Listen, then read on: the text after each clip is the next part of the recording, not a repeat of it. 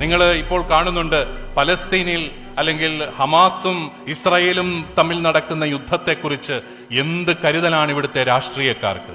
UDF LDF മത്സരിച്ച് അവർക്ക് അനുകൂലമായിട്ട് സമരപരിപാടികൾ നടത്തുന്നു. നിങ്ങൾ ഓർക്കണം, നൈജീരിയ എന്ന് പറയുന്ന രാജ്യത്ത് വർഷങ്ങളായി ക്രൈസ്തവർ കൂട്ടക്കൊല ചെയ്യപ്പെടുന്നുണ്ട്. അവിടെ ക്രൈസ്തവ വംശനാശം ലക്ഷ്യമാക്കിക്കൊണ്ട് അവിടെ ഒരു പ്രത്യേക മതത്തിന്റെ തീവ്രവാദ ശക്തികൾ ആ രാജ്യത്ത് കൊന്നൊടുക്കുന്നുണ്ട്. ഈ കഴിഞ്ഞ 6 മാസങ്ങൾക്കുള്ളിൽ 2500 പേരെയാണ് നൈജീരിയ എന്ന് പറയുന്ന രാജ്യത്ത് കൊന്നൊടുക്കിയത്. പ്രിയപ്പെട്ടവരെ, കേരളത്തിന്റെ ഏതെങ്കിലും നിരത്തുകളിൽ നിങ്ങൾ നൈജീരിയയിൽ കൊന്നൊടുക്കപ്പെടുന്ന ക്രിസ്ത്യാനികൾക്ക് വേണ്ടി ഒരൊറ്റ ജാഥയെങ്കിലും നടത്തിയത് നിങ്ങൾ കണ്ടോ? ഏതെങ്കിലും രാഷ്ട്രീയ പാർട്ടി, UDF ആകട്ടെ LDF ആകട്ടെ, നൈജീരിയയിലെ ക്രിസ്ത്യാനികൾക്ക് വേണ്ടി ശബ്ദമുയർത്താൻ ഇവൻ ആരെങ്കിലും തയ്യാറായോ? തയ്യാറാവില്ല. കാരണം അവർക്കറിയാം ക്രിസ്ത്യാനിക്ക് വോട്ടില്ല. നമ്മുടെ എത്രയോ പേര് രാഷ്ട്രീയ പാർട്ടികളിലുണ്ട്.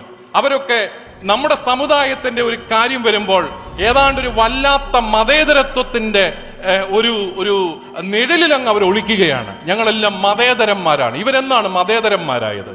അവരുടെ സമൂഹത്തിന്റെ ന്യായമായ ഒരു അവകാശത്തിന് വേണ്ടി പോലും സംസാരിക്കാൻ കഴിവില്ലാത്ത വ്യക്തികളായിട്ട് അവർ മാറുന്നുണ്ടെങ്കിൽ സമൂഹത്തിന്റെ, പ്രത്യേകിച്ച് നമ്മുടെ സമുദായത്തെക്കുറിച്ചുള്ള കരുതലുകൾ നമുക്കില്ലാതാകുന്നു എന്നുള്ളതാണ്.